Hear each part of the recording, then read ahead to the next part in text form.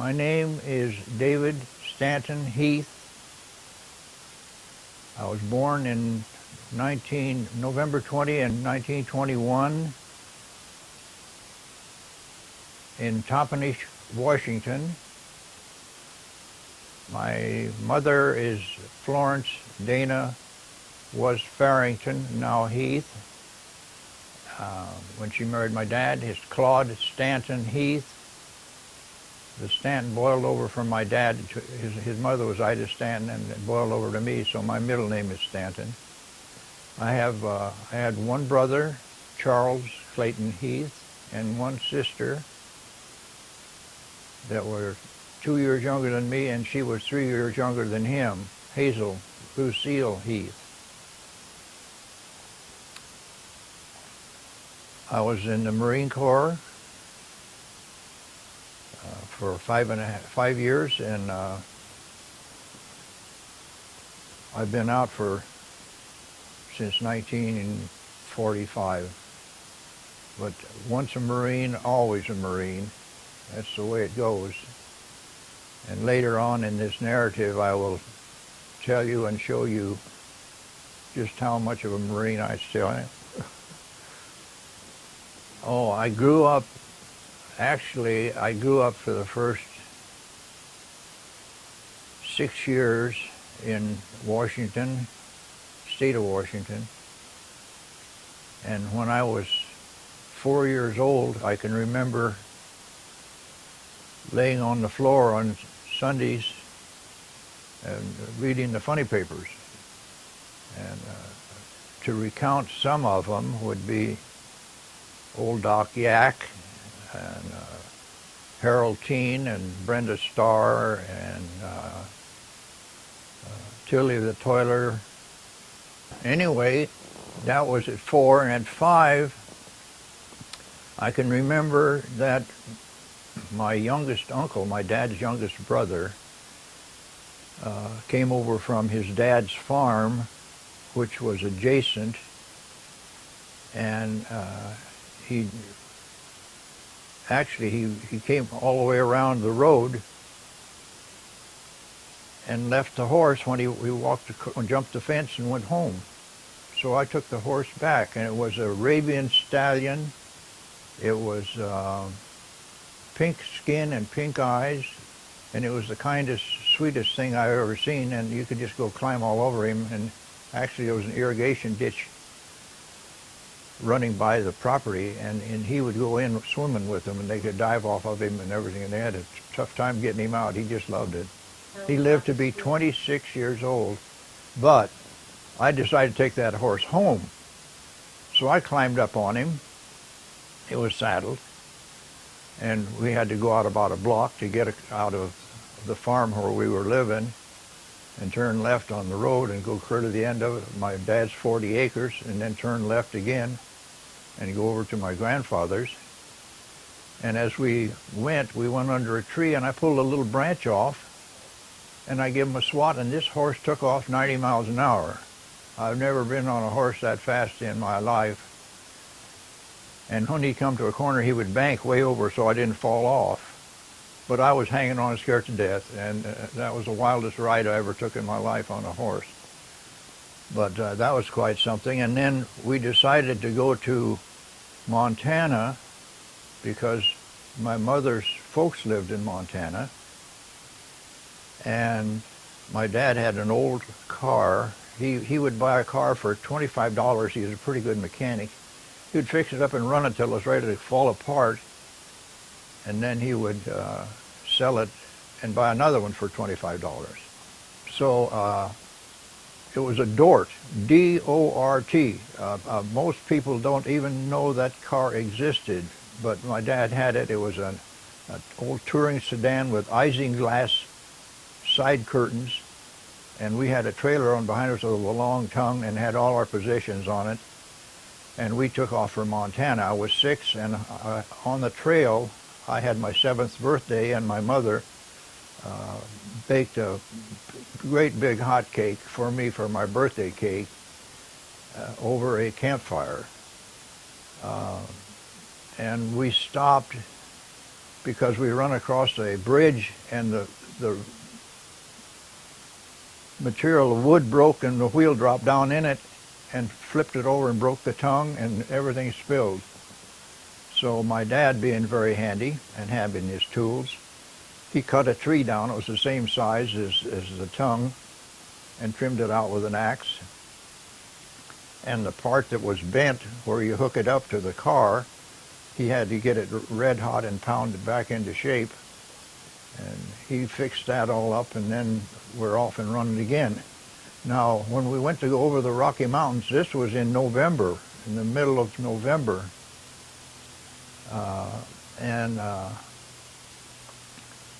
We lacked about 200 feet of getting over the Rocky Mountains. And this poor old car, it was so high that it wasn't getting enough oxygen. And he would race the motor and then take off and go about 60 feet. And I got out of the car and my mother got out, and we had a big rock and we'd stick it under the wheel. Then he'd race the motor again and get going, and he'd get about 60 feet and stop. We finally got over the top of this 200-foot rise, and coming down the other side, we ran into a situation where there was 64 cars burned up all in a row. What had happened was they had a blizzard, and the cars couldn't go any further, and they pulled them, each car, they pulled it up, took the headlinings out and everything, and wrapped the kids up in it, took all the food and put it together and doled it out. And they were there for 4 days before they were rescued, and they would burn one car after another to stay warm. Nobody got frostbitten, and nobody died, and they found them after 4 days. So anyway, we went on to a little town of Jordan, Montana. Actually, we were 25 miles out in the country, but it was where my mother's dad and my grandmother lived. He had a post office, and he had a store, and he had one gas pump, and he was right across the street from his store and post office was my other grandfather, the Heath grandfather. Farrington on one side, Heath on the other, and that's, my mother was one side, he was the other. That's what happened there. And so we pulled up, and of course, being 7 years old then, after a few days, my birthday was on the 20th of November, and this was just a few days later we got there. I jumped out and ran inside, and it was Thanksgiving. And there was my grandfather sitting at the table. He had a turkey in front of him, and he had a big, long fork and a big carving knife. And he stamped them down on the floor, and he says, there's my grandson. And that scared the hell out of me. I mean, I turned around and ran out of there real fast. So and I came to love those people. And when I was 16 years old, I went out to my grandfather's. It was 25 miles outside of Jordan. The toilet evidently got filled up. It was an outside toilet. He had no running water, no electricity, kerosene lamps, no phones, no heating, no cooling. I don't know how he made it. But I went out and I dug a hole for the new toilet. I set it out and I started digging, and I went down. I got so far I couldn't get out. And he came and put a rope down, and I tied it around under my arms, and he pulled me out. So I come back in with pretty well muscled up. I did a lot of work, hoeing corn and taking care of his garden and pumping water for the stock. And I marvel at my grandfather, because there was a bunch of acres up this northwest of his place, from the house on up to where the fence line was, and the grass would grow up. It was Timothy hay, actually, and he went out with the scythe. I think most kids nowadays don't even know what a scythe is.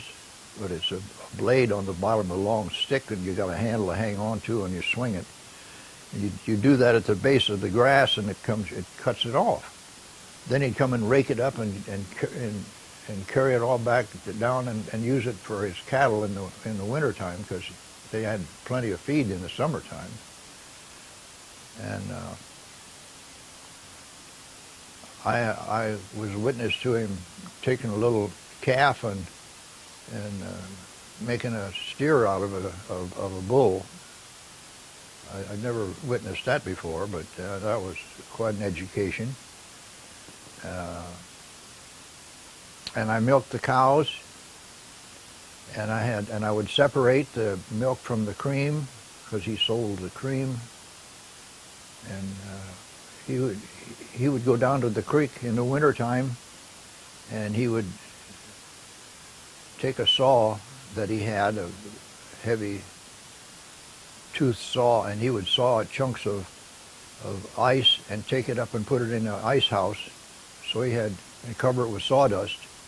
And he had that for in the summertime, and we would make ice cream. And he loved to put pineapple in there that had been all cut up and just really chewed up real fine, and so he had pineapple ice cream.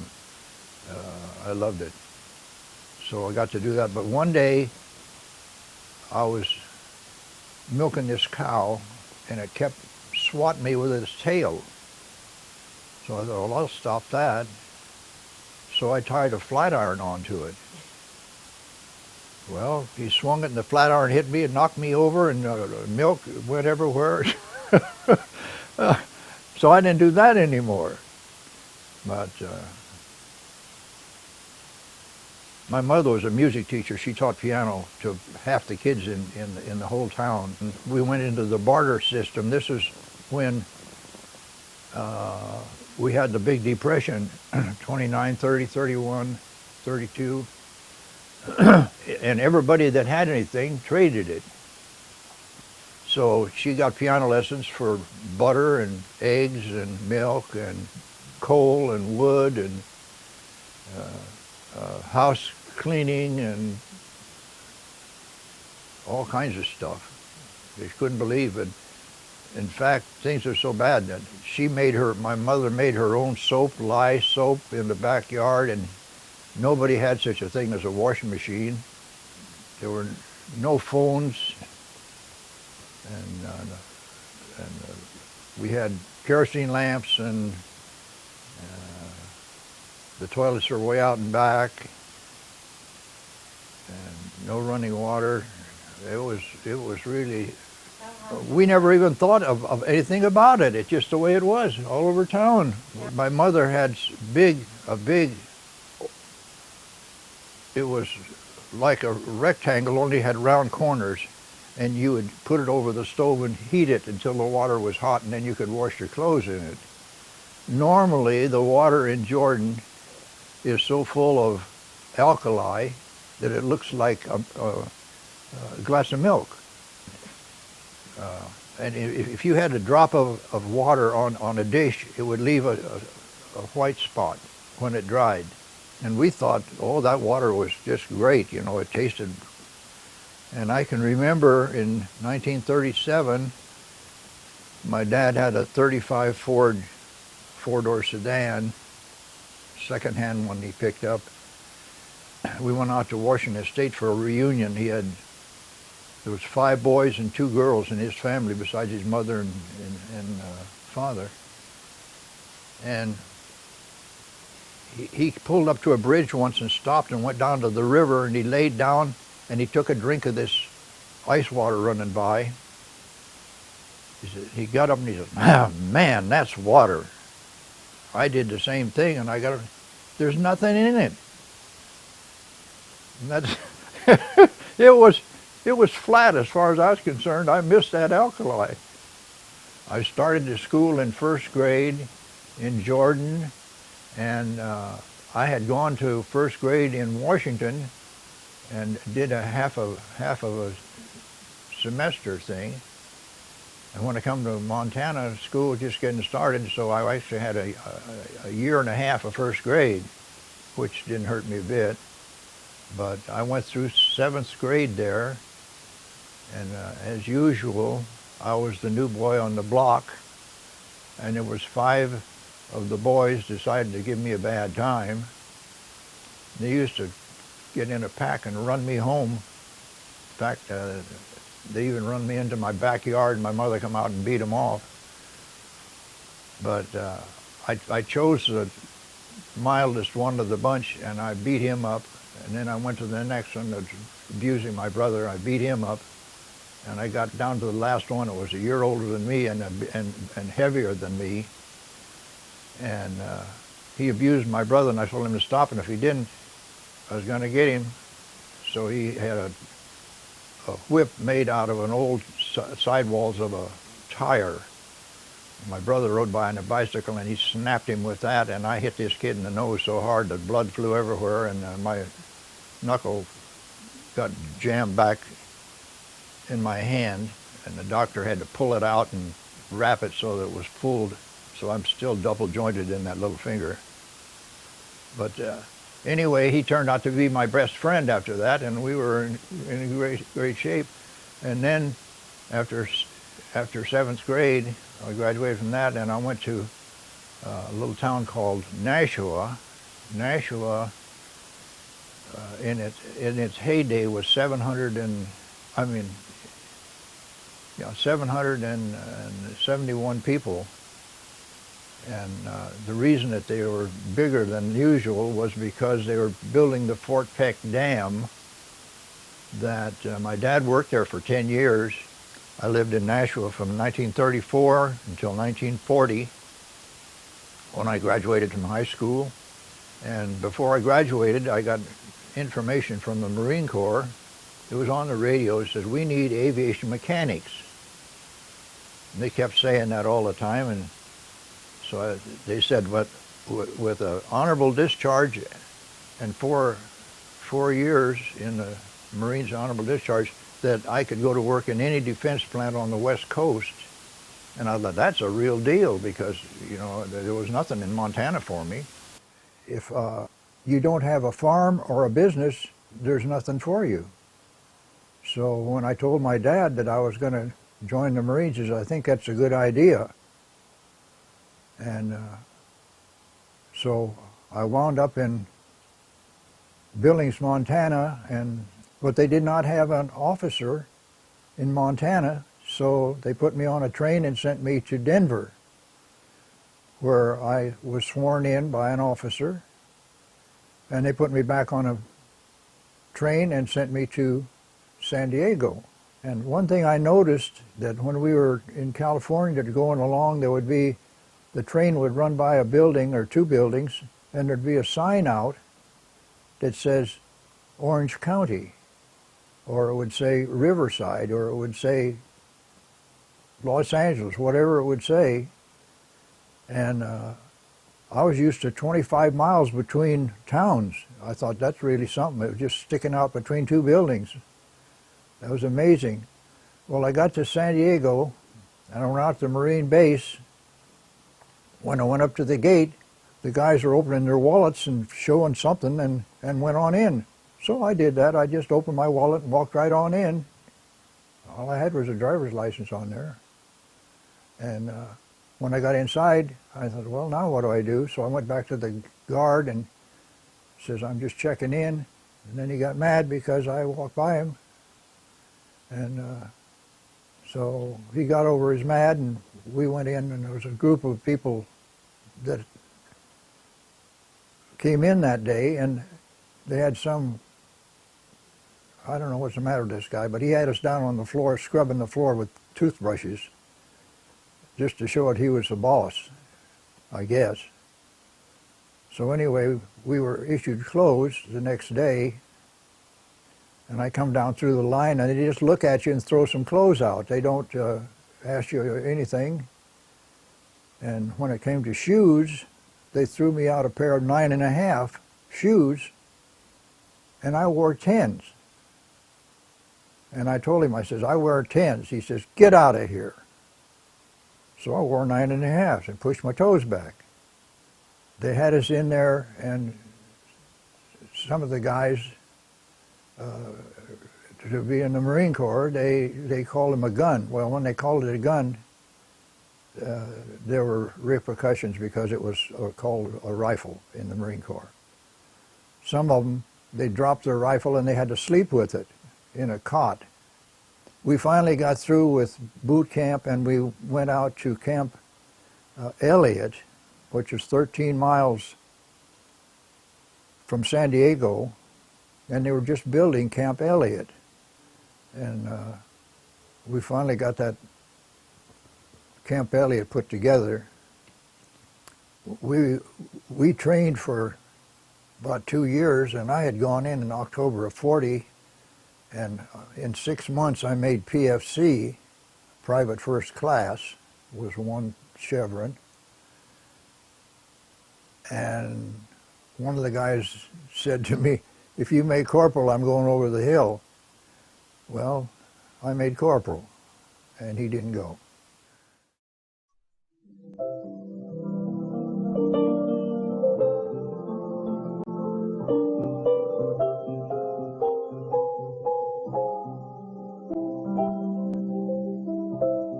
We interrupt this broadcast to bring you this important bulletin from the United Press. Flash, Washington. The White House announces Japanese attack on Pearl Harbor. Stay tuned to WOR for further development. I had taken Liberty, and I went up to Long Beach on a bus, and I knew how to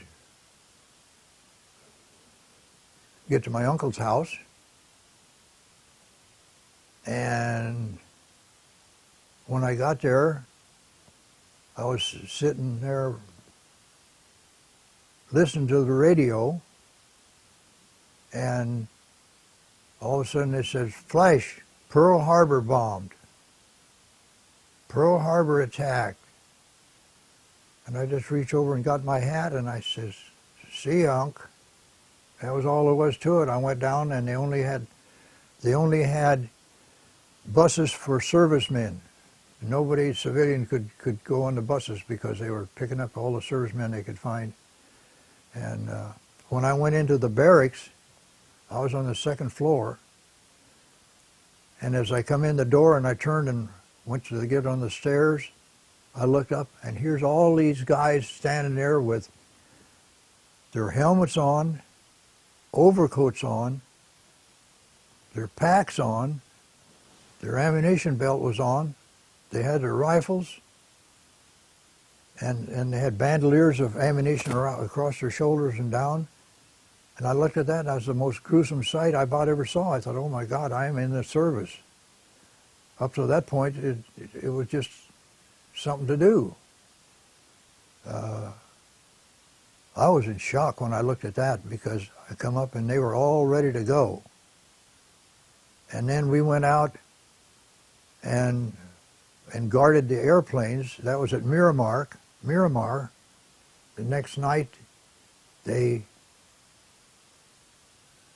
took us down to the ocean in San Diego way, and we dug in machine guns, mortars, and had our riflemen all the way along that whole beach in case they came out with a submarine and some people to start tearing up the town.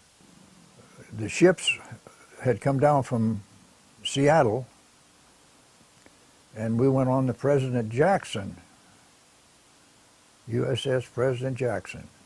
There were 1,500 of us. We had our trucks on there and our howitzers, big guns and machine guns and all of our stuff, and our sea bags with our everything in it. And so then we went out to sea, and we went to bed. And about 2 hours later, something like that, the lights went on, and horns blowing and everything else, and they says, "Get up and go over the side. We're going over the side." I thought, where in the heck can we be in 2 hours? And so we went over and went down the cargo nets and into the Higgins boats, and we took off, and we didn't know where we were. And we went in, and shore showed up, and we went right on in, and the boats went up to the beach, and we jumped off and run up onto the sand. And here was a whole bunch of startled natives because we just captured La Jolla Beach in L.A., or in San Diego. And so here came some trucks and picked us all up and took us back, and we got on the Jackson, and we went through this routine 2 different times. We captured La Jolla Beach twice, and then we got on for what was to be 67 days at sea. So we took off and we went to Tonga Taboo. They let us off there we got out and stretched our legs, and then we went back to the ship, and the next morning when we woke up, there was ships all the way around us. Our whole convoy came in and joined us there. And we went into another island, and we got off to get used to the coral. We went in, there was coral all the way around this island, and there was some old guy sitting on a stool up there, a native. And he sat there amused and watched us doing all our stuff. So the convoy took off, and we got out in the ocean a while, and then all of a sudden we had depth charges going off, and the skin on the Jackson was 3/4 of an inch is all it was. And it would just shake like crazy. The whole ship would shake from those depth charges, and then all these guys down in the boiler room would come storming up onto the deck. They were scared to death. And we looked over, and one of the Liberty ships started to list. It was a Japanese sub had put a torpedo in it, and it was starting to list over. So they had boats running over, anti-submarine boats going everywhere. And they went over and picked up the people who were on this ship. And it finally went down.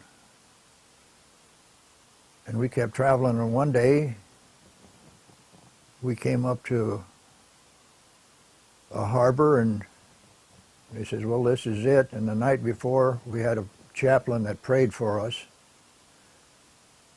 and showed us our orders, and our orders were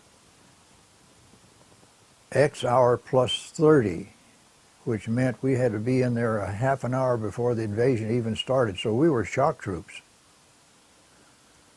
So we went over the side, and the water was a little bit rough, and the Higgins boat would come up, and if you stepped on it, then when it came up to the top, you're okay because you're going right back down again 10 feet. And if you stepped and you were late, you would fall 10 feet down into the... Well, I negotiated that all right, and we started out towards an island, and all of a sudden there was a gun opened up on Tulagi, and that's the capital of Solomon Islands, is where we were. Guadalcanal was on the other side. It was 26 miles from Tulagi, like from Los Angeles to Catalina. That's 26 miles across the sea and all that good stuff.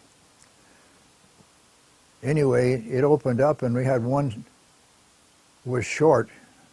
We saw this thing hit the water, the big slug. And then another one come over our head and on the other side of the boat, and here we were bracketed. We said, oh boy. So when they opened up with a .20 caliber, and it went through the side of the Higgins boat, the wood, and hit some 17-year-old kid in the elbow and took his arm off at the elbow.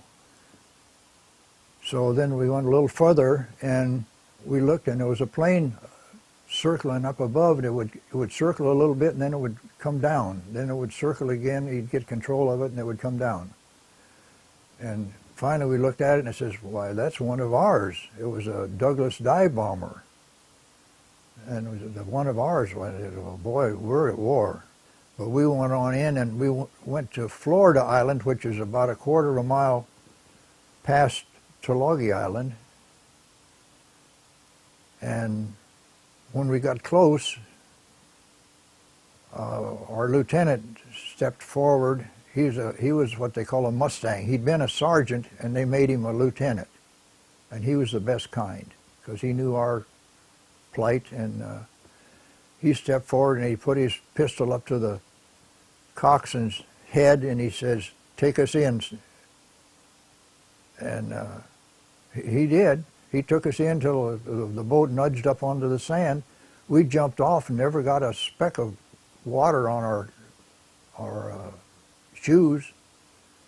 And we unloaded, and of course when we were unloaded, the coxswain just gunned it in reverse, and the propellers threw a bunch of water underneath the boat, and it floated out, and away it went. So there was no use of dropping us off out in hip-deep water and having us walk in with wet shoes and wet clothes and everything else. And as we went on in, I don't know what made me do it, but I was running on the sand, and I got up ahead, and one of the guys, his name was Zingale they called him, he yelled out, he says, "Is that you, Heath?" And I said, "Yeah." He said, "Get back here, you're going to get your ass shot." So I waited, and they came up to me then, and we went on together. And we found that some Jap aviators had been there, and we interrupted their breakfast. There was hot cereal, and there was a bottle of sake that had been opened and part of it drunk, and there was a fire going over a makeshift cooking arrangement that they had. And they took off, and we sent some people in after them later, and they got them. The next day, the boats came and took us to Tulagi. And Tulagi was inhabited by Japanese Marines. Now, to be a Japanese Marine, you have to put 4 years in the Navy before you can become a Marine. And all of them were 6 feet and over, the biggest Japs I ever saw in my life. And they lasted 3 days, we got them all. Then we found out that we were going to go over to Guadalcanal. The reason we were over there was 31 Jap officers and men, and they were radio operators. And every time we get a ship in the harbor, they would call Rabaul, who was up north, and they would send a bunch of bombers down. And so we had to get rid of them. And that's what we were doing. And we came up to a clearing from the jungle. We were in the jungle, edge of the jungle, and we were to a clearing, and evidently this big fat Jap was sitting on a stool, and he was a sentry. And when he heard something, he turned around and saw us, and he yelled for other Japs to get up and start fighting. And my BAR man just got one shot to the head, and that was the end of that. And we moved on real close, and I had a guy in my squad named Hooker, who was 7 years older than I. I was a corporal, and he was a private. So I'd tell him what to do, because I had been in 2 years before he came in the Corps. And he ran over behind a tree, a coconut tree, and I was right beside him. And he was from Texas. And he pulled out a grenade and pulled the pin, and the spoon flew off. And he's holding it, and he says, "A 1, a 2, a 3, a 4. It was a 5-second grenade. And he counted to 4 on a Texas drawl. And they were yelling, "Hooker, throw it, throw it." So he threw it, and it lit in the doorway and bounced, and it went off, and 6 of them never got out of bed. So we started out towards where we saw some of the other guys, and all of a sudden I was standing about one step behind him, and he was to my right, moving straight ahead, and there was a bullet went whizzing past him, and he turned around, and he saw this guy leaning over one of these palm roofed huts, and he shot the guy. And then we take a couple of three more steps, and he gets another shot come sailing past him. And he says, I think he's behind that tree over there. And it was quite a ways, actually. And he pulled up his rifle, and he waited for the guy to look around to see if everything was all clear or we dropped or something. And when he stuck his face around, Hooker put one through his mouth, blew all his teeth out, and all the skin off from all the whole thing was gone down to his jawbone. So he went down unconscious. But we didn't know that till we got there. But before we could get there, another bullet went flying past Hooker, and the Jap dove behind a log, but he left his butt sticking up. Hooker put one right through his hips. And we went over there and he's yelling, kill me, kill me. Well, somebody kicked his rifle out of the way, and we went on. I don't know what happened to him. Hooker went over to see how this guy was that he shot that was behind the tree. And the guy woke up and started fighting with Hooker, and he was about 6 or 6'2". He was taller than Hooker. And I didn't want Hooker to get hurt. I shot this Jap, was on his knees because Hooker was putting the pressure on him. And I shot him and just went through, over his shoulder, went right through his neck, and his head just came forward. That was the end of him. And we went on, and I came to a mangrove tree, and there was a corporal, William Dathan was his name. He was up between I'll explain that a mangrove tree is a tree that has no taproot, and the roots go out in every direction, and they get quite large. They're about 4 or 5 inches wide, and they start from about 4 feet out to maybe 20 feet in every direction. That's what holds them up. So Dathan is up there with his shoulders between two of these things coming up the trees. He said, don't go out there, you'll get killed. And I looked, and there was a Jap sniper, had the whole company pinned down. And while I was standing there, I told Dathan, I said, well, I don't think he's going to die a natural death, so a smart aleck answer like that, and I went out and I come up over the root, and I got sitting up in the middle of it, and I looked into my right front. There was a Jap sniper laying there on the ground with his rifle pointed right at me.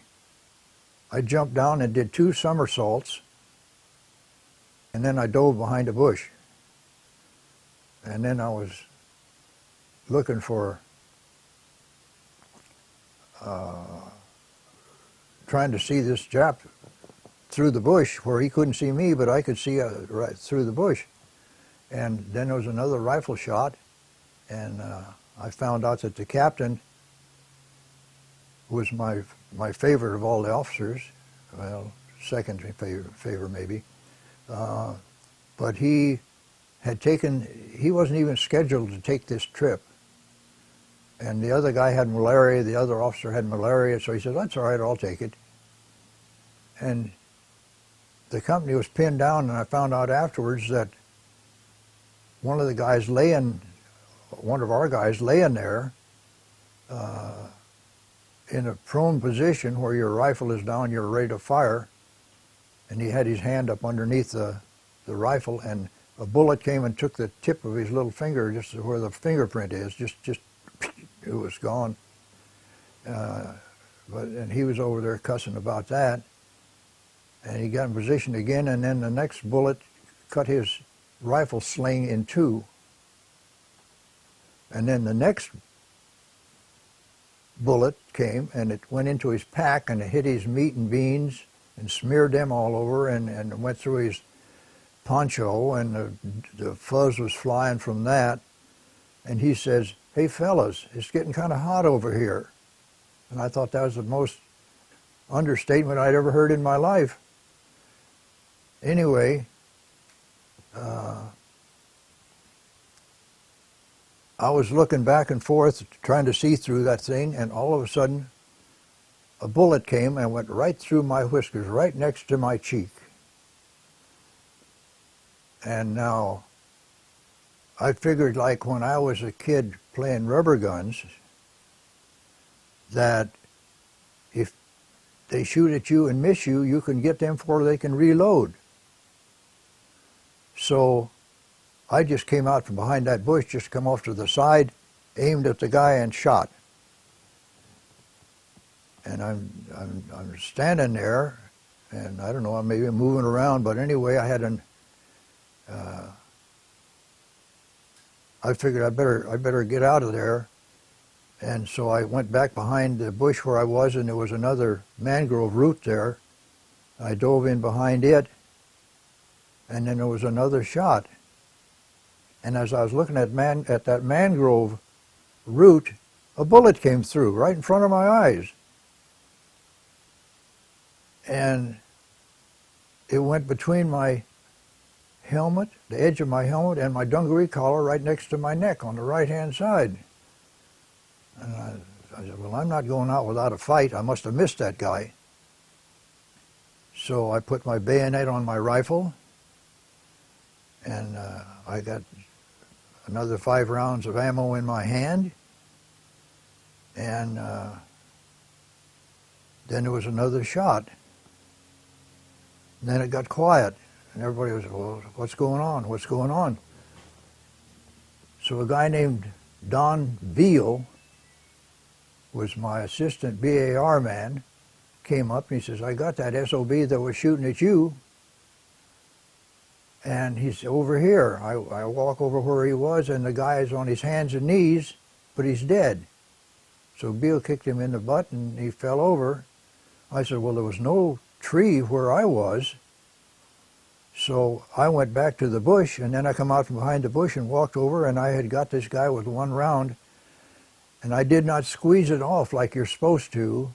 I didn't have time. I just pulled the trigger, and I aimed at him, pulled the trigger, and it hit the coral, dry coral, and he was lying in a 2-inch, I would say about 2-inch defilade. It was just it slanted down about 2 inches. He was laying there. It went through that and hit him in the heart, and it put a hole in him about 3 inches, I guess, and he was full of coral. He was a first lieutenant radio operator, and I was so tickled that I had shot him that I laughed like a crazy man, and it felt it was good for what those Jap kids had done to me when I was in 1st grade, coming out beating me up when I come out of school. So I went over and I found the captain laying there, and he yelled, let's get him in, rush him. He got up and took 2 steps, and the Jap shot him. That was before I shot the Jap, but he shot the captain with a bullet, and dum-dum bullet in the right eye, and that was the end of that, the captain. And I can stand anything, no matter how bad they're tore up. I can take anything except if I know them. Then that just tears my heart out. And he was a special favorite of mine, because when we first got him, I was in an 81 millimeter mortar squad, and when he came on, we told him how to mount the mortar, the base plate, and the instruments for sighting, and the mortar tube itself, and after 10 days of that, then he told us how to do it.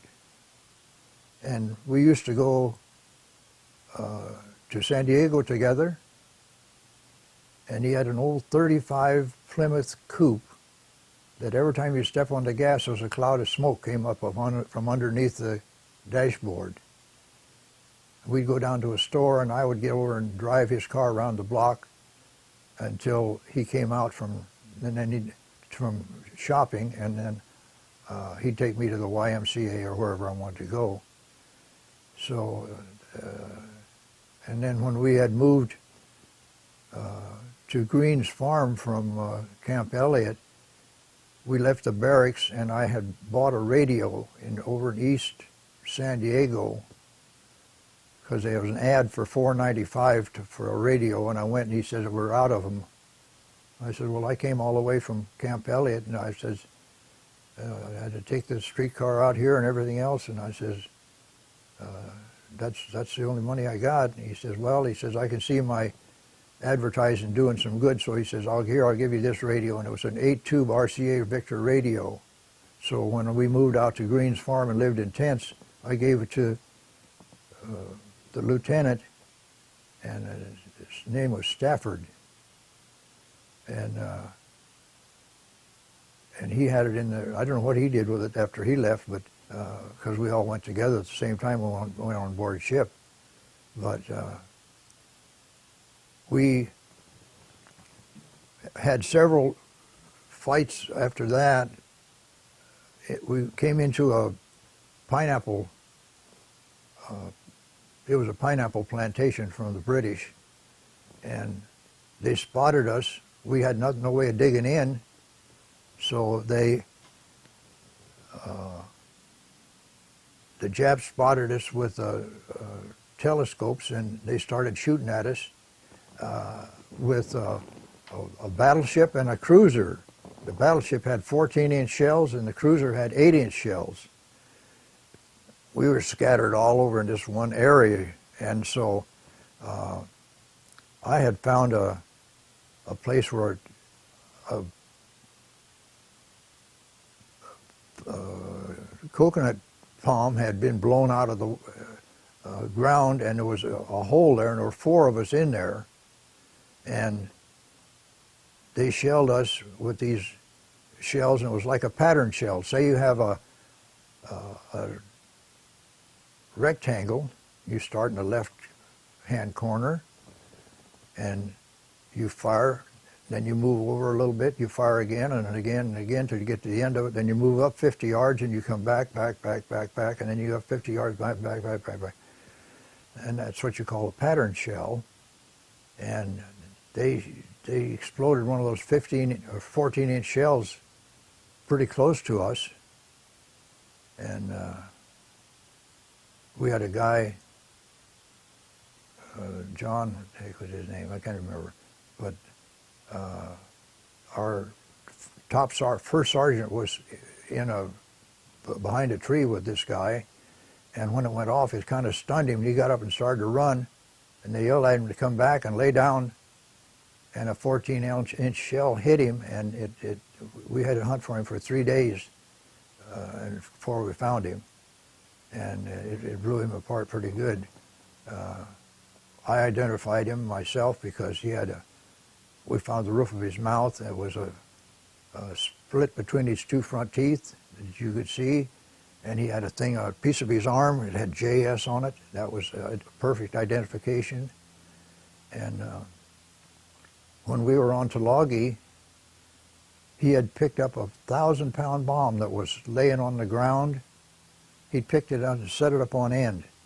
He was an Indiana farm boy, and he was muscled. The piece that was left of him, his shoulders and stuff, were just slabs of solid muscle. It was really, really something. We'd gone to eat. The mess sergeant had fixed up a lunch for us of some kind, and coming back, we tripped over a vine, and it turned out it was his intestines and stuff. It was like, but that's how we tracked it down to find out who or what it was. So then we moved on to we was going up to head towards where the Japs were, and they picked my squad to be the point. And I was the point for 10 days, and we ran into the whole Jap army that was there. We came out of the jungle, and there was an open space where there were no trees, but it was full of vines, and the vines were 2.5 feet high. We were trying to wade through them. We got out in the middle of them, and they had a rock pillbox up on the side of the hill because that's the way the place was made. It had this big rise up there, and then it went out to the ocean. The ocean was on one side of us and the big hill on the other side. And they cut loose with a machine gun, and it got one guy, took both of his knees, shot them up, his kneecaps and stuff. Another guy shot his back muscles out. Another guy, the machine gun got him, and he yelled, "Heath, Heath, help me, I'm dying." And I couldn't do anything. I was pinned down. But I did the smart thing. When I heard the machine gun open up, usually you would dive forward and put the rifle butt on the ground and go forward so you're in a position to shoot. I did not do that because the situation, I put my hands down at my feet and pushed my feet back underneath all these vines, and I still had my rifle, but I got me back underneath these vines, and this machine gun cut loose, and it cut off a 5-inch log right alongside of my head, and a bunch of bullets went down into the dirt, and I was spitting. There was dirt coming in my eyes, and I spit. Anyway, then it went on to the next guy, and they kept getting him. One guy, he didn't get hit, but he went crazy. He stood there just yelling and carrying on. And another one, he got his leg muscle. He got shot in the leg muscle. And then it gets over to Hooker. He's on the end. Well, they start chasing him, and they chased him with a machine gun, and he just rolled over and over and over till he rolled over a coconut log down by the water, and they couldn't get him anymore. But while he was laying there, when they first opened up, they had what they call knee mortars. A knee mortar is just a short one, and they just hold it and drop the shell in, and it explodes and comes flying out, and end over end and everything else, and it doesn't have any, it doesn't spin, it has a lot of duds, in other words, because it lands crazy. Well, one of them lit in front of Hooker about 3 feet from him. He says, that thing swelled up, he says, like a wash tub. He says, and I prayed it down to normal size and got the hell out of there. So that was his explanation of it. And I had been up far enough that I saw that the Japs retreated, but before they did, there was a half-track came up behind me, and it's a wonder he didn't run over me, but he ran right up behind me, and I was right out in front of him. And a half-track is like a Caterpillar tractor on the rear wheels and bulletproof tires on the front wheels.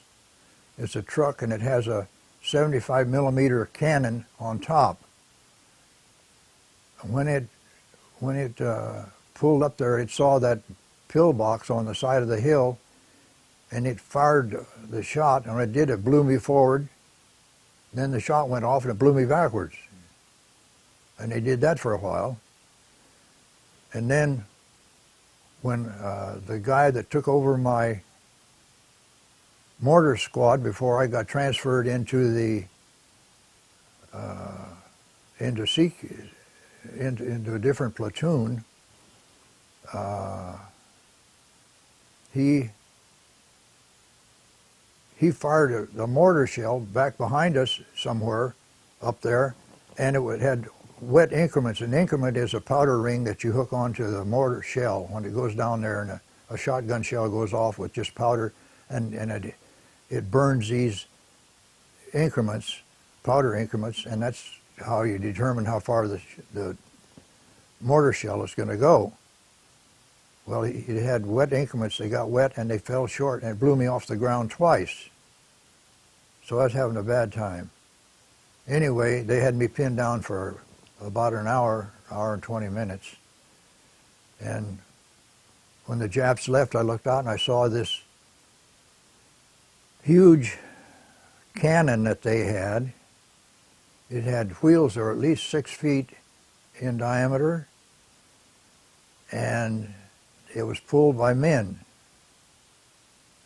And they had left it, and then we went back. They finally yelled, "Come on out, Heath!" And I jumped up, and there was one tree got blown off about over 3 feet high, and I just straddled it, jumped over it, and I got back, and my lieutenant, Justin G. Mills, he was a Mustang, what they call a Mustang.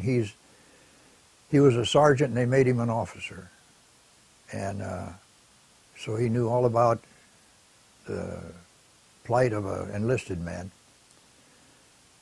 And he says, "All right, Heath," he says, "put your squad over here." And I says, "Here he is, sir." All I had was one man. So they gave me a new squad the next day. And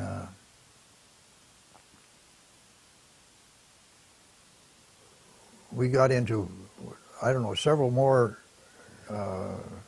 firefights. And one of them was when I didn't think I was ever going to make it out of there. And I said a few kind words to the good Lord upstairs. And I said, "I'm going to be a good boy." I said, "You get me out of this mess." I said, "I'm not going to get in trouble, and I'll be a good boy the rest of my life."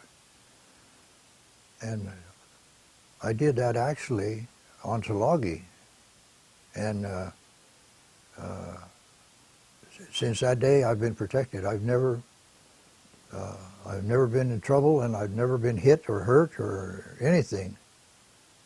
I'd say that's a pretty good investment on having a few words with the Lord.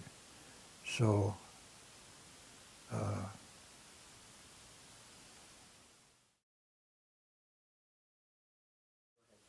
I should tell you about a little incident we had when we went into Tulagi. We had food for 48 to 72 hours. When that was gone, we were in a mess. We went 12 days without food. We had guys that were so weak they couldn't even get out of their foxhole. That's a foxhole, is a hole you dig and get in it, and so you can't get shot. So we were eating a little of this and some of that, and if we were fortunate enough to find a coconut floating by in the water and get it, or find one on a tree or something, we could have it. But one thing we did find out, on a green coconut, the water is clear, and it's very nutritious. It's just almost like water, but it's very nutritious. But on a coconut that's old, you take that and it will physic you. You'll have a running off like you never saw before. So anyway, so we didn't do that anymore, and so we started digging up roots. We found they would grow up and have 2 or 3 leaves on it, and then a little bit later we'd see another one that was up, and we dug it up and found out it was like a wild yam, but it was only about as big as your finger, and it was really pithy. So we chopped it off on each end and dug them up, and we boiled them in a can that we found, and we used salt water so that they wouldn't be so flat. And so we chewed on those, and it was nourishing. And we had lizard. It was kind of like eating frogs frog legs, but it was good. And we had lizards over there that were 3 feet long with a 3-foot tail. And I know that one night after we had these wild yams, I had guard duty, and I heard something take a step. Then it was quiet for a while, then it would take another step and another step. And I challenged it and found out it was one of these lizards that was grazing. And then I looked over and I saw a light. So I challenged that, and I went over there, and what it was phosphorus in that seawater that we cooked the yams in. And phosphorus shows like a light. It's real light. So we didn't do that anymore. We threw that out, and we didn't ever cook in seawater again. Or most of us had jungle rot on our feet and our hands, and they had us pull our shoes off because we didn't have socks. I had cut up my shorts in little pieces, tore them up. I didn't have a knife to cut them or scissors. And I used them as floss to save my teeth because we didn't have any toothbrushes. And we had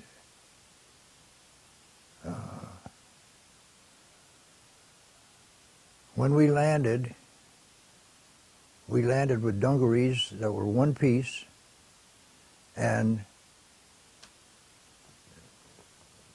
when we had a mess sergeant that from a yard patrol boat came by one day, used to be a tuna clipper, and it gave him a quarter of a beef, and he hung it up on one of the trees, and of course immediately it was attacked by every insect in the place. And by the time it thawed out, it had already been bloated with maggots and everything else, and he chopped it up and served it to us, and we all got sick.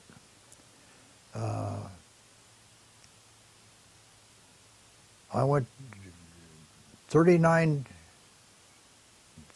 times.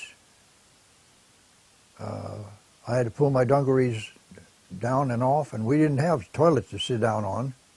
That was another choice mess.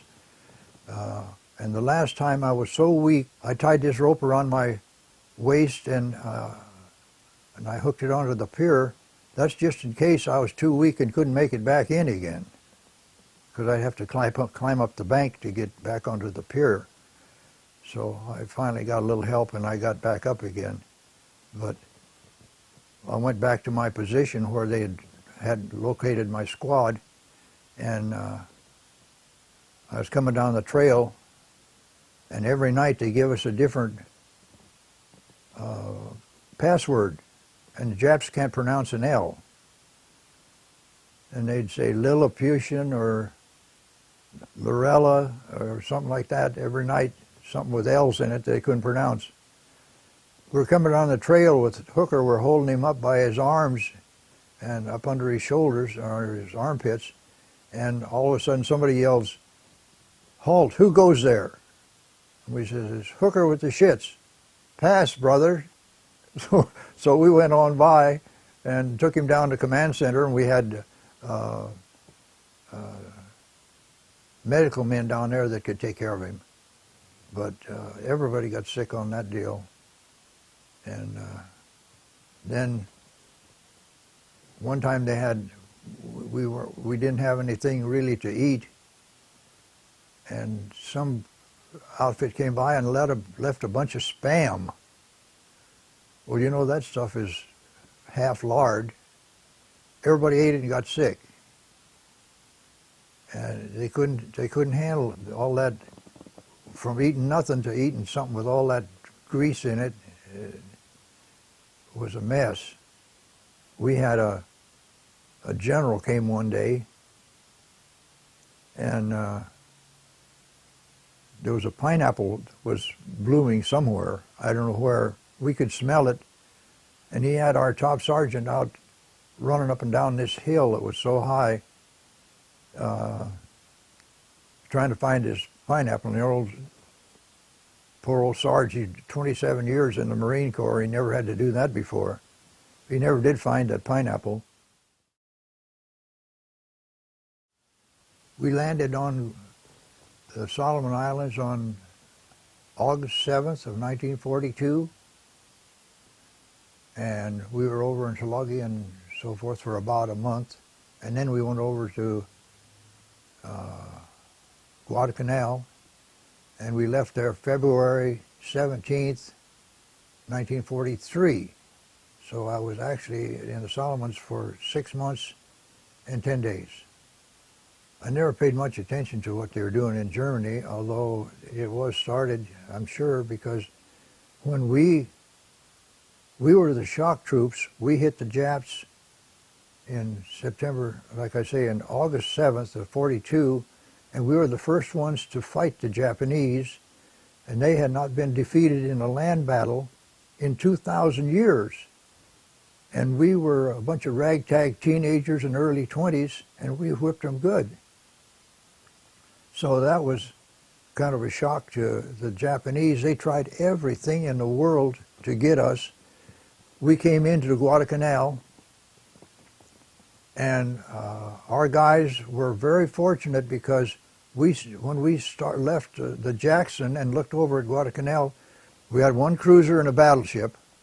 It was a new battleship, and they bombarded Guadalcanal like crazy, and all those Japanese went up in the hills. They thought it was just a bombardment.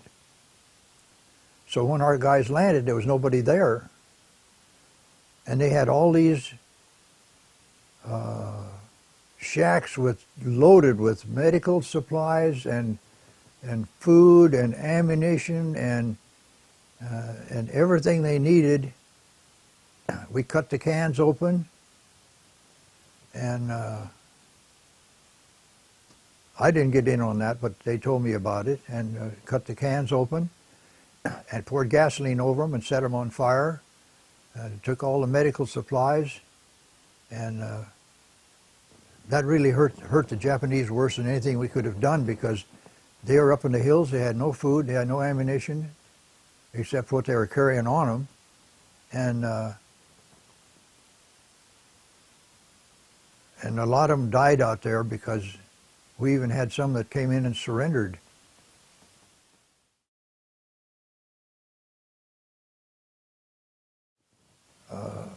Herschel Hooker, as I said, he was 7 years older than I. I was the corporal. He was the private.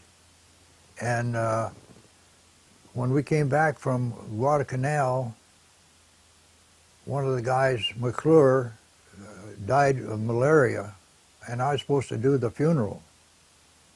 Well, I was so sick that I couldn't even walk up the stair. I couldn't even get up the stairs to get on deck. And I started to drink a cup of coffee, and I drank half of it, and it came right back up again. I had malaria so bad and yellow jaundice.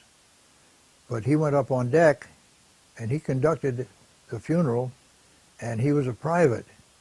So they rode it up, and we were on our way, and he made PFC before private first class, before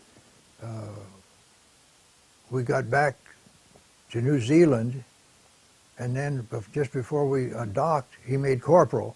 So they wrote it up that Corporal Hooker conducted the funeral. Well, he didn't.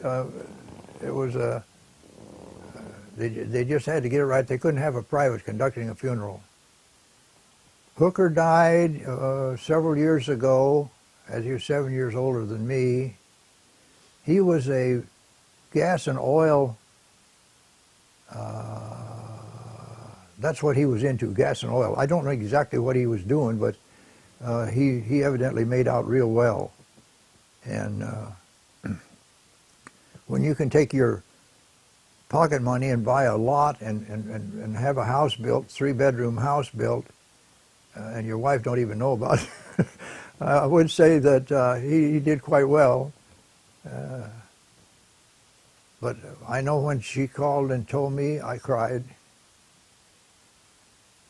And I had never cried even when my wife died. My brother died, my sister died, my wife died, my dad died.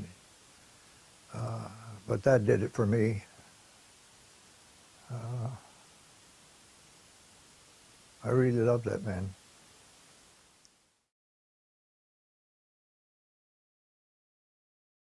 I had yellow jaundice when I got to New Zealand from Guadalcanal. I went to the hospital and I almost died with yellow jaundice. And I went in there for a month and 4 days. And then I had malaria 3 times while I was in there with jaundice. And actually, when I came back to the States, after I had all this malaria and jaundice and everything else, then I come down with acute appendicitis. And they says, that's it. They were getting ready to go into to Tarawa. And that was a bad one. They were ready to go into Tarawa, and so they says, you're going to go back to the States. But I had so many things wrong with me. I lost so much weight, and my gallbladder quit working on Guadalcanal, and I lost about 18 pounds real quick. And so when I got back to the States, I was sick for another year, had night sweats and everything else.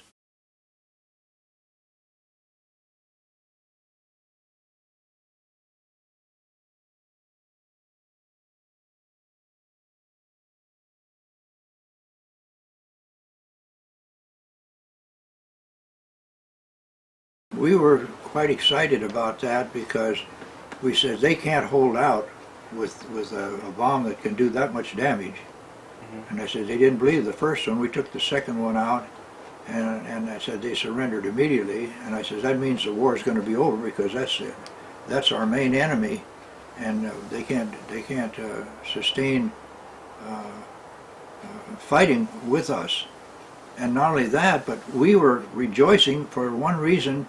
That was that if we had to go to Japan, we would be fighting the whole population. Says there'd probably be 1 million people fighting each other back of every tree in the place. And so we were very happy that they were surrendered because that stopped that big war at the end where all the Japs would be fighting all the guys that was coming on shore. At least that's how we had it figured out. So, no, we were very happy that happened. Okay, this particular segment is going to be about Ginger. That was my wife when I first got married. She was called Ginger, I imagine, because she was a strawberry blonde. 5'8"3/4" in height, and she was just a wonderful person. And I had it when I first met her.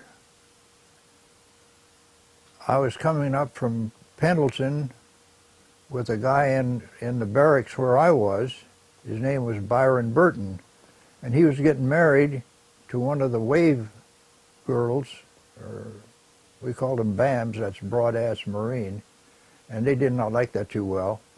But nevertheless, he was getting married to one of them down there, and we came up to his folks' place, and I remember it very well because it was 3774 West Side Avenue in L.A., West L.A., and I had a motorcycle at one time. It was a 37 model, and a 74 was the dimension of the engine, so 3774. Anyway, when we came up, there was some people there that were making hors d'oeuvres for the reception, and Byron was getting married to Mary Belt. And there were 2 other women there besides my future mother-in-law. And one of them was the strawberry blonde and the other was a blonde. And so they proceeded making all the hors d'oeuvres for that evening, and the next we drove back to camp, and on the way we were talking about it, and I said, well, I really like that one girl. And he says, oh, well, she's engaged to be married. And I thought, well, boy, that sure shot that down. And it went on about a month. And one day we were talking, and we happened to bring this up, and it turns out that the blonde was engaged to Ginger's brother, who was a fighter pilot, and he was down in Florida getting ready to ship out. And as soon as I found that out, I hightailed it up to Los Angeles to see Ginger, and I pulled up in front of her house, and just then as I got up to the door, it opened, and she came out with her cousin, who was about the same age as she was, and they were just on their way to Florida to say goodbye to her brother. So I had to wait another month before she came back. And of course, when she came back, there I was. So we got going steady as I could go, and within 4 months, we got married. I went to my first sergeant, and I was a sergeant myself, and I was trying to get him to let me go. I went in and told him, well, I'm getting married on such and such a day, and there's about 100 people coming. And he says, well, you're going to school here, you can't go. So I was back in there the next week, and the next week, and the next week, and he finally said, I'm going to throw you out of here if you don't get away. They wouldn't let me come. So I was going to school, and in the morning we would study infantry tactics. In the afternoon we'd go out, and instead of we would march down towards some barracks that we were living in, and then we'd do a left turn and go to out into the field. Instead of doing a left turn, I went straight, got out of the ranks and ran straight to my car and took off. And I went up to L.A. and I went to Vi Burton's place and took a shower. And Ginger called and says, have you seen Dave? No. He says, no, I haven't seen him. I think that was really mean. But anyway, I got ready and I started to head over there. And at that time, we had to have coupons, little coupons that we'd tear off one when we got some gas. It was worth a certain amount. And I didn't have any. I had some money, but I didn't have any coupons. So as I going up the hill, there was a little rise there to get to Robertson Boulevard in West Los Angeles, and then I had to turn right, and I ran out of gas right there, and I coasted down the hill and went into a gas station, and I told him, well, I'm supposed to get married, and I just run out of gas, and I don't have any coupons. So the gas station owner gave me a gallon of gas and says, that's a wedding present for you. So armed with that 1 gallon of gas, I took off about 2 more blocks to the church where we were getting married. And after we got married, and Byron Burton was actually my best man, and after we got married, we went out to the car and left, and I had reserved a motel for the night, and I didn't know I was going to run into this horrible situation. So it happens that Ginger had 2 younger cousins that were smart aleck teenagers that had a car, and they kept chasing us, and here I am with this 1 gallon of gas. So anyway, it was time. I says, I got to get back to camp because I don't want to be AWOL, away without leave. And so I took her back to her house, no place else to go. And when I got there, my sister had come down from Oregon for the wedding. And about the time we walked in, the rod across the coat closet broke, and all the clothes fell down, made a horrible racket. And everybody in the house is up giving us a bad time. And I said, well, I haven't got time for this. And I went out into the car and took off.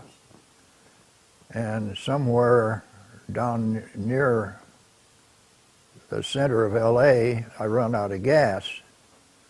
So I got out of the car, and finally, as the car came by, because it's at the middle of the night, you know, in the time of war, there's not very many cars out, and it turned out that there was no gas stations open, and this guy pulled up and he says, well, I don't have any. He didn't have any tickets either to get any gas. And I says, well, they took up a collection when I was at church, and they gave me a bunch of tickets. So I says, well, I'll pay for your gas, and I'll give you tickets. Bring me back 5 gallons of gas. So he took off. And after a while, it seemed like I waited and waited and waited and waited. And here he come. He could have left me just sitting there, but he didn't. So I put the gas in the car, and I went on back to camp. And there was nobody on the watch list to stop me. So I went right on in, and I got in just as they were falling out for roll call, where they say all present or accounted for. And I had put my dungarees back on again, because that's what I ran out with when I left. And I went and got in line, and everything went on from there. So the next week, I got liberty. And I mean, I would have had liberty, but I caught a fire watch. I had to be on the fire watch. So there's another guy sitting there that I knew, and he says, well, I'll watch. I'm not going anywhere. So he says, I'll take your watch for you. So I left and went on liberty, saw her, came on back, and I think I had weekend liberty. And I came back, and they had me marked AWOL. And what happened? He says, well, I was sitting there flipping my knife back and forth, just seeing if I could stick it in the dirt. And he says, they called your name, and he didn't even think about that. He said they didn't call my name, so he says, I didn't answer. So they had me, so they restricted me for 2 weeks. Here I am just married, and I get restricted for 2 weeks. I thought, this is terrible. So anyway, everything went along smooth after that, had no problems. And at this time, when I was going to get out of the Marines, Ginger knew that I was going to get out, but she didn't know exactly when. And when the war was over and the Japs had surrendered, and so they had a deal where you had to have so many points. I don't know, it was 87 points or something like that. Anyway, I had gone in 1940, and I had 14 months in when Pearl Harbor happened. And I had a lot of time overseas, plus I don't know, I had a few extra credits, but anyway, I had enough that I could just walk out. So I went up, and there was a major there that asked me if I would sign over again. I said I wouldn't join this outfit if it was the last place in the world. Well, he says, God damn you, Heath. He says, I'm not going to even wish you well in civilian life. I said, stop it, you're breaking my heart. So I got out of there and got in my car, and at that time I had a little 40 Ford coupe, and somebody had taken the package tray out of the back behind the front seats and put another seat in there, so I had 5 Marines in that little coupe besides myself. And we came up and we had our discharge papers in our hand, and we came through the back gate, and there was a couple of Marines on guard there, and we come roaring up there. We never even slowed down. We just whooped it up and held our discharges out, and the guys just grinned and yelled at us, congratulations, and that was it. So I brought them all up to L.A. That's where they wanted to go anyway. And I pulled into the driveway and went into the garage and shut the gate and went in and put on my civilian clothes. So when Ginger drove up, she didn't know I was out, and she come in and I greeted her with my civilian clothes and says, "I'm out." And she was very happy about that. I was married to her for 53 years and 10 days. We're very happy. I have 3 children, 2 boys and a girl, Michael Thomas, Timothy Montgomery, and Diane Elaine. Well, I actually have 4 granddaughters and 2 grandsons. I have 6 great-granddaughters and 1 great-grandson. So that's quite a string of people down behind me.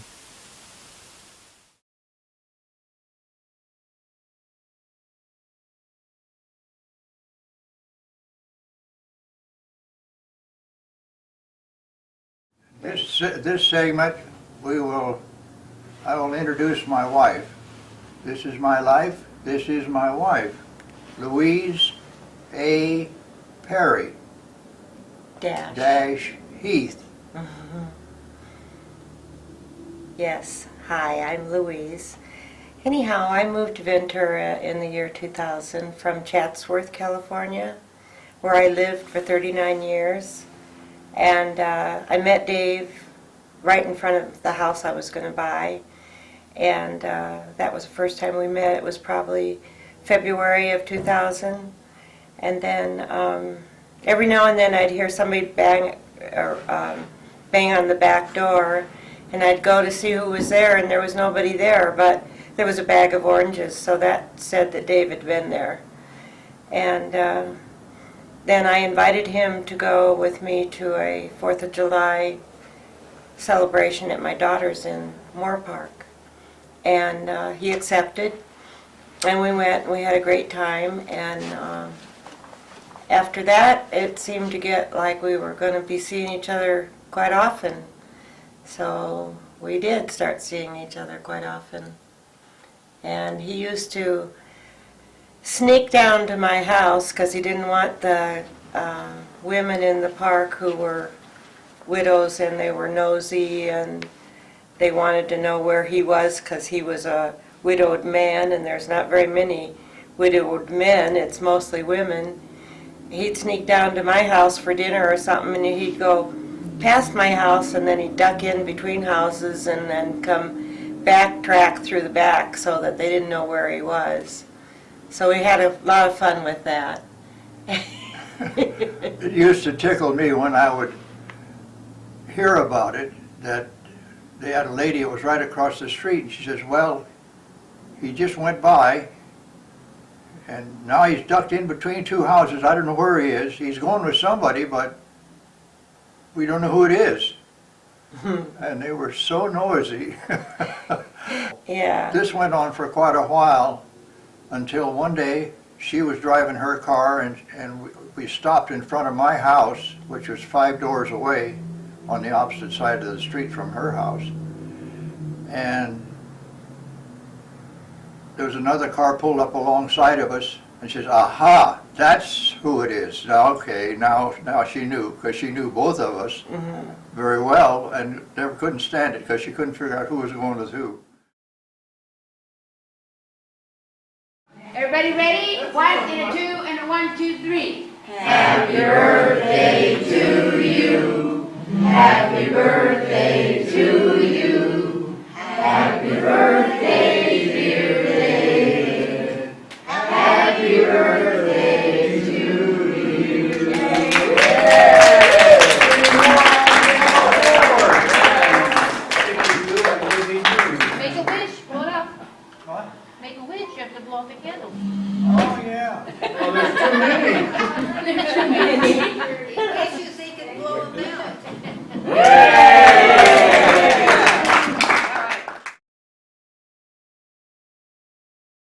I got a call from Marva to go on a trip to New Orleans to a World War II museum, and we were going to go with a plane load of 44 other veterans. Each veteran has one guardian that would push him in a wheelchair. And my guardian was Hank. He was really good.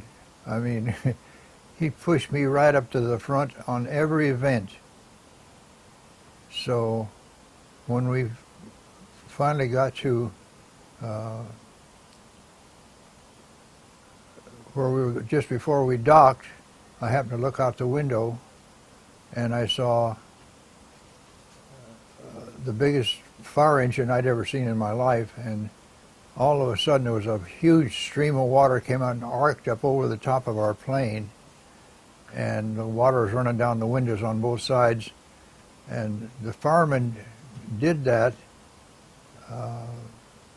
both coming and going, as a tribute to the veterans. Yeah, it was sponsored by Gary Sinise Foundation and American Airlines, and we were flying in a charter plane that was built special for really rich guys, and I was up in first class. They had 5 seats on the left and 5 seats on the right in first class. They were all cubicles, our own little cubicles, and you could push a button and a screen would swing around so you could face and you could see the progress the plane was making, and you could get entertainment or about anything you wanted. And actually, Gary Sinise had an apron on. He was on the ship with us. He had an apron on, and he came around and was serving me cookies and candy and everything else, and the stewardesses were coming and giving me food to eat, and it was really cool.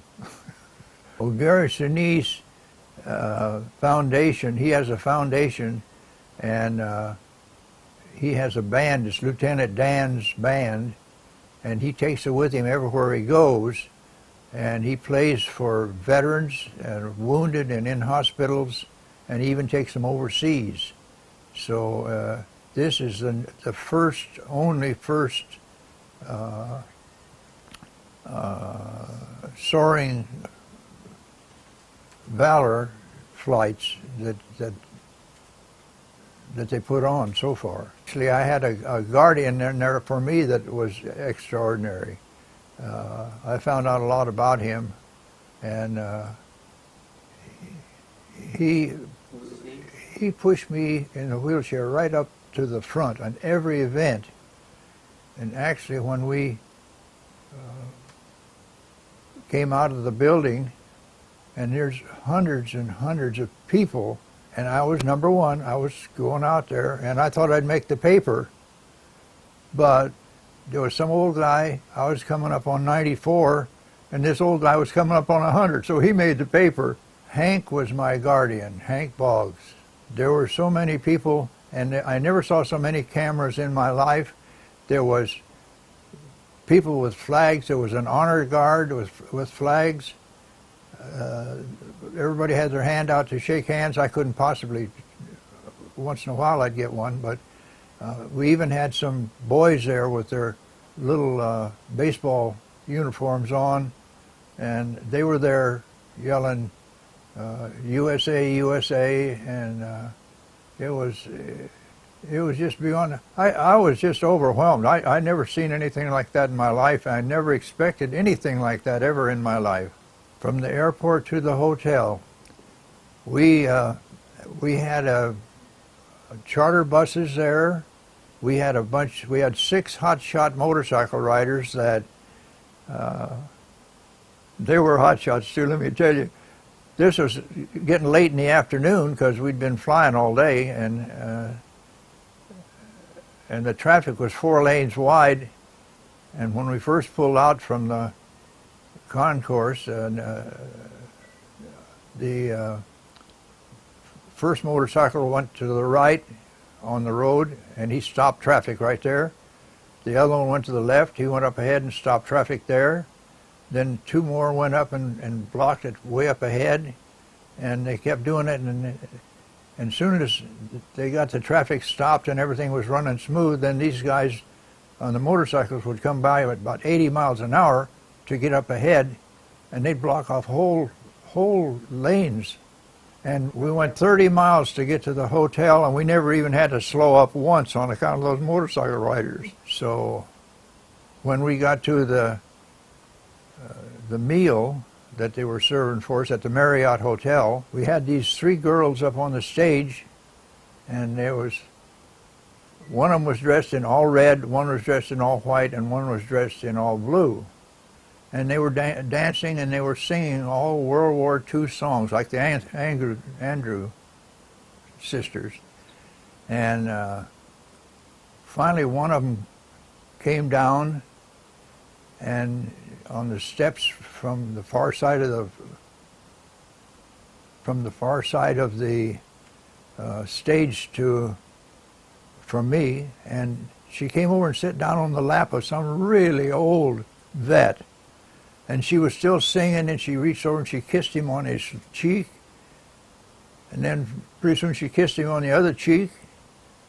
And then finally she pulled his hat off and kissed him on his bare head. Lipstick all over the place, and oh boy, it was really great. When the show was over on the stage, I was out wandering around, and all of a sudden the girl in white and the girl in blue came and got me by the arm and took me all the way across the building to the girl in red, because they wanted their picture taken with me. And for some reason, they treated me especially good, because I was better looking than any of them. I hate to say that, but I was. And I had women around me all the time, and I even had lipstick on me, and it was something else. There was one little colored girl that came up and talked to me for a while, and she finally says, "I don't want you to leave." And I thought, oh boy. But then Hank must have snapped that, because I have a picture of her with her face right up next to mine. When we walked into the museum, I looked up, and 3 stories up was a B-17 bomber hanging up there, and I thought, how in the world did they ever get that thing up there? And to the right of it, there was a Corsair that, like Pappy Boynton used to fly. And on the left side, there was a TBF torpedo bomber fighter. And in front of him was in front of that plane, there was a P-51 fighter. And as we were up on the 3rd floor, we took the elevator up. And up there with us, there was a B-25 Mitchell bomber that they bombed Japan with. So that was really interesting. And I thought that was it. I wasn't paying that much attention to anything else, but I found out that we went outside, and as soon as we got across the street, that's where we started in. They had all kinds of stuff like Guadalcanal and Tarawa and all that, and they're still working on a Tarawa one. There's 2 more buildings that's going to be built, and that museum is number 4 in the United States in size, and it's number 11 in the world. And I laughed and said, well, 2 more buildings will probably bring you up to at least number 3. So I had breakfast with Jerry Sinise the morning that we left, and I sat beside him, and we had, for about 20 minutes, we talked, and there was quite a few people going around the table, and there was 3 empty spaces on my left side, and here comes a good-looking American Airlines stewardess, and she sat down alongside of me, and so we started talking, and the guy across from me says, "There he goes again." So that's kind of the way it was. Gary came on the bus, and we were all loaded, ready to go, and he came through the door and stood there by the driver and looking aft, and he says, "Well, I can't go with you. Sorry, I can't go with you this time, fellas." But he says, "I got to go to Atlanta tomorrow and see one of the houses that I had built for amputees." He says, "I built 6 of them so far, and I haven't seen any of them." So that's what he was going to do, was go to Atlanta. So we started up and left. Of course, we got our water shower going out, and when we were up flying, Marva says, "We're going to have something here now." She says that all the GIs that was her favorite, and that was mail call. So she come and she had a bunch of sacks in her hand, and she started passing them out, and pretty soon she gave me one. I opened it up, and there was different colored paper in there, and it was folded up, and there was all different sizes, and I reached in and pulled out one on the end. It was a white one, and I started reading it, and I realized it was from Louise, and she said so many sweet things to me that pretty soon I was really teary-eyed. It really affected me. I was just overwhelmed practically from the start, and it just kept coming, and so it was a first-class trip all the way. There wasn't a single boo-boo that I could see. Oh, and another thing, I came through a doorway. It was kind of narrow, and somebody was bent over, and I kind of rubbed against their butt, I guess. I don't know. But anyway, it turned out to be a woman, and she straightened up, and her face is right next to me, and it was the CEO, Gary Sinise's CEO, and she just turned her face and kissed me on the cheek. That would made my day too. I want to thank everybody that had anything to do with this, because it was super. It was a lifetime high for me, and you did your jobs well, and I'm certainly happy I made it, and I've been on the list for over 2 years to go to D.C. to the museum there, and hopefully with scuttlebutt is that, that's a Marine phrase, scuttlebutt is that we may go in September, so I don't know.